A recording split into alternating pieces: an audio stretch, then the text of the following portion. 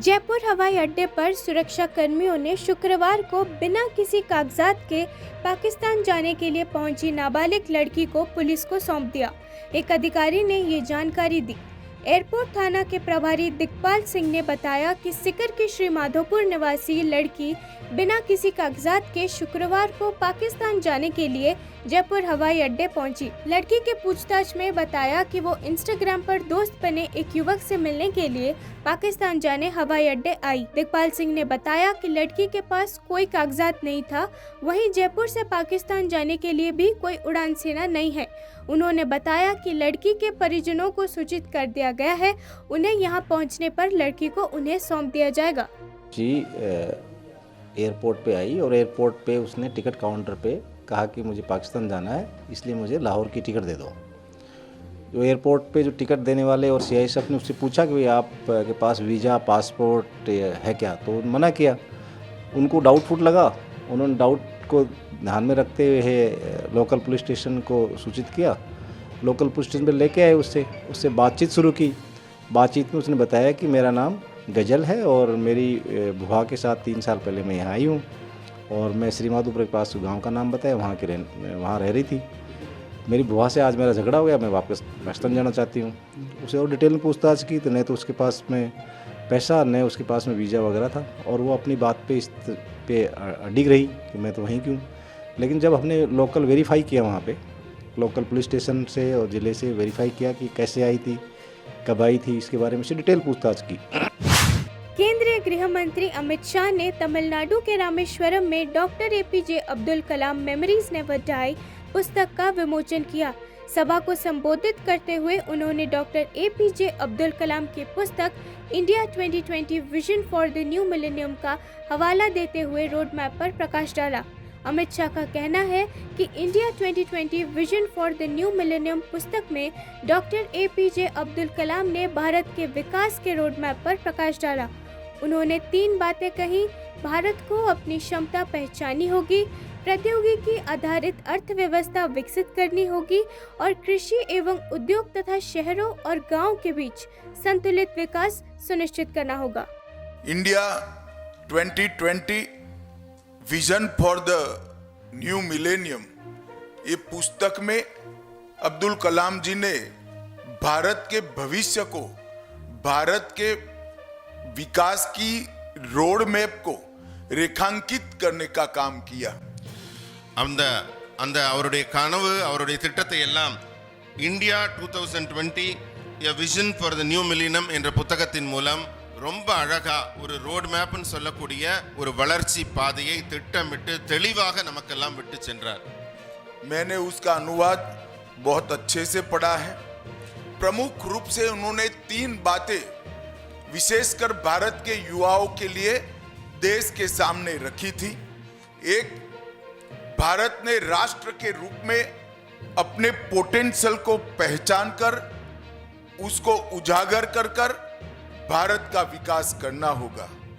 2, हमें टेक्नोलॉजी आधारित अर्थव्यवस्था को विकसित करना होगा और 3, बैलेंस ग्रोथ मॉडल अपनाकर गांव और शहर, एग्रीकल्चर और इंडस्ट्री दोनों के बीच में बैलेंस डेवलपमेंट को आगे बढ़ाना होगा। केंद्रीय गृह मंत्री अमित शाह ने शनिवार सुबह इस द्वीप शहर में श्री रामनाथ स्वामी मंदिर में विशेष पूजा अर्चना की। शाह के साथ केंद्रीय मंत्री L मुरुगन और वरिष्ठ भाजपा नेता भी थे। शाह ने विशेष प्रार्थनाओं के तहत मंदिर में स्थापिका लिंग की विशेष पूजा भी की। सुरक्षा कारणों से शाह के दौरे के मद्देनजर मंदिर का मुख्य प्रवेश द्वार आम भक्तों के लिए बंद कर दिया गया था और उन्हें अन्य द्वारों से प्रवेश की अनुमति दी गई थी। शाह तमिलनाडु की 2 दिवसीय यात्रा पर शुक्रवार शाम वहां पहुंचे। उनके दौरे को देखते हुए सुरक्षा के कड़े इंतजाम किए गए थे।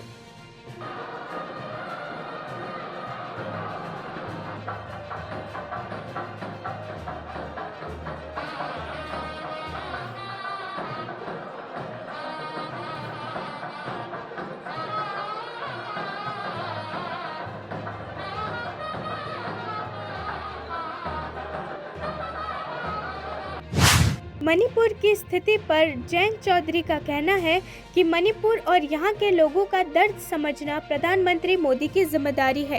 वे अलग अलग राज्यों में चुनाव प्रचार कर रहे हैं। हम मणिपुर जाएंगे और लोगों की समस्याएं समझेंगे। हमें उम्मीद है कि सरकार इसे सकारात्मक तरीके से लेगी और हम मदद करने जा रहे हैं, ना कि उनकी समस्याएं बढ़ाने के लिए।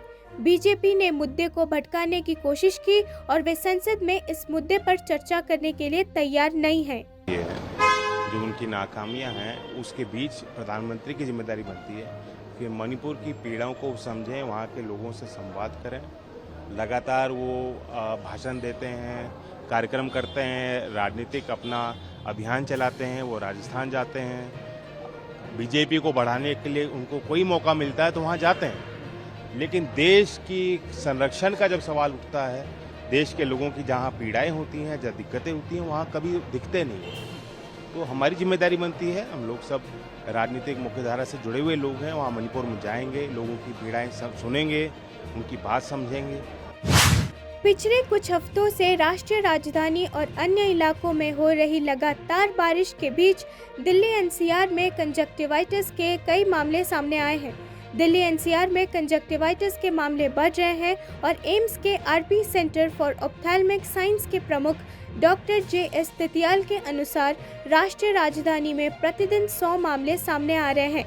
डॉक्टर तितियाल का कहना है कि हमें प्रतिदिन कंजक्टिवाइटिस के कम से कम 100 मामले मिल रहे हैं। आमतौर पर कंजक्टिवाइटिस के मामलों में मौसमी वृद्धि होती है, जो फ्लू के मौसम के साथ मेल खाता है। कंजक्टिवाइटिस के मामले ज्यादातर वायरस के कारण होते हैं। सेंटर फॉर साइट के नेत्र रोग विशेषज्ञ डॉक्टर हर्ष कुमार ने कहा, मॉनसून के मौसम के दौरान हर साल कंजक्टिवाइटिस के मामले सामने आते हैं। मॉनसून के दौरान आंखें लाल हो जाती है, खुजली, लालिमा, पानी आना और कभी-कभी डिस्चार्ज होता है। दिल्ली के एक निजी नेत्र अस्पताल ने दिल्ली एनसीआर में कंजक्टिवाइटिस के 1032 मामले और पूरे भारत में 1521 मामले दर्ज किए हैं। कॉमन टर्म में हम इसको आई फ्लू बोलते हैं, एक्यूट कंजक्टिवाइटिस, मैंने अचानक हो जाता है ये, और ये हर साल जो है बरसात के मौसम में काफ़ी मात्रा में लोगों को रहता है बीमारी। इस बार थोड़ा सा ज़्यादा है, इसलिए लोग जो है इसके बारे में जान गए हैं और लोग इसके बारे में जानकारी चाहते हैं, क्योंकि ये ऐसी बीमारी है, देखा जाए तो अपने आप ठीक हो जाता है 1-2 हफ्ते में, लेकिन मरीजों को इतनी सारी दिक्कत आ रही है इस बीमारी के लगने से। एक तो दोनों आंखें अचानक लाल हो जाती हैं, साथ में आंख से पानी या डिस्चार्ज आ रहा होता है, और बहुत से लोगों को जो है पलकों में सूजन आ रही है। और उधमपुर के विभिन्न हिस्सों में लगातार बारिश के कारण अचानक आई बाढ़। उधमपुर के रामनगर में एक फुट ब्रिज क्षतिग्रस्त हो गया है। ये पुल उधमपुर जिले की रामनगर तहसील की 3 पंचायत के 5000 लोगों को जोड़ रहा था। इलाके में भारी बारिश के कारण पुल बह गया है। लोगों का कहना है कि 10 दिन पहले अचानक आई बाढ़ के कारण हमारा फुट ब्रिज बह गया है। पुल के क्षतिग्रस्त होने से सबसे अधिक परेशानी छात्रों को हो रही है। वे स्कूल नहीं जा पा रहे हैं और लोगों को बहुत परेशानी का सामना करने पड़ रहा है। 7-8 साल हो गए पोल बनाया था, और भी किसी गवर्नमेंट ने पोल हमारा नहीं बनाया। हमने गवर्नमेंट के आगे बहुत कोशिश किया, गवर्नमेंट ने पोल हमारा नहीं बनाया अभी तक। एक तहसीलदार हमारे गांव के रिटायरमेंट हुए, उनकी मतलब डेथ हो गई, 2 साल हो गए। उन्होंने ये पोल बनाया था, मतलब ये पोल उन्होंने बनाया था देशराज, और देशराज नाम था उनका, उन्होंने ये पोल बनाया था। मतलब हमारी किसी ने सुना, गवर्नमेंट ने सुना, किसी ने सुना हमारी आवाज़। हम 22-23 साल चलते रहे। इतना ये स्लो खड्ड का पोल है, मतलब इतना पानी आता है इसमें, 5-6 नाला का पानी आता है, 3 बरैलता, तनालत, मतलब सामने मानी तक पानी आता है इसमें स्लो खड्ड में। कोई हमारी कोई स्वभावता नहीं है। हम जाते हैं, हमारे बच्चे पढ़ते हैं, इसी पुल के ऊपर जाते हैं।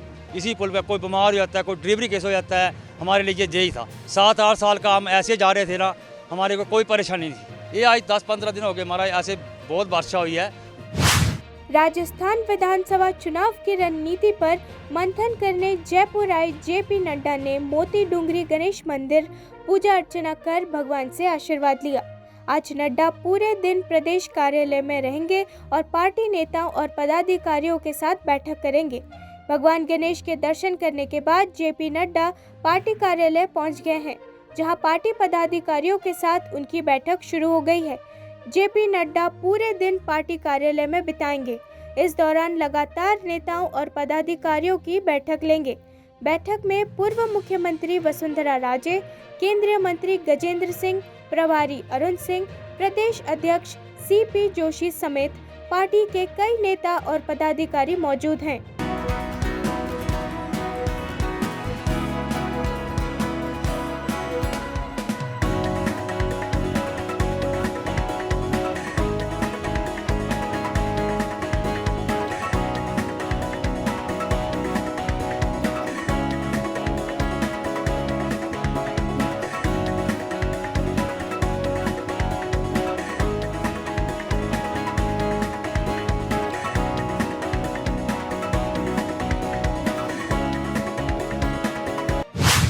कांग्रेस नेता राहुल गांधी को आयुर्वेद उपचार के बाद मलप्पुरम जिले से कोट्टकल में आर्य वैद्यशाला से छुट्टी दे दी गई है। गौरतलब है कि राहुल गांधी केरल के कोट्टकल के 2 दिवसीय दौरे पर थे। केरल के मलप्पुरम जिले के कोट्टकल में PS वॉरियर ने 1902 में इसकी स्थापना की थी। ये संस्थान दुनिया भर के रोगियों को आयुर्वेदिक इलाज और दवाएं देता है। कोट्टकल, कांजीकोड और नंजनगुड में आर्य वैद्यशाला की मेडिसिन मैन्युफैक्चरिंग यूनिट है जो 550 से ज्यादा आयुर्वेदिक दवाएं बनाती हैं।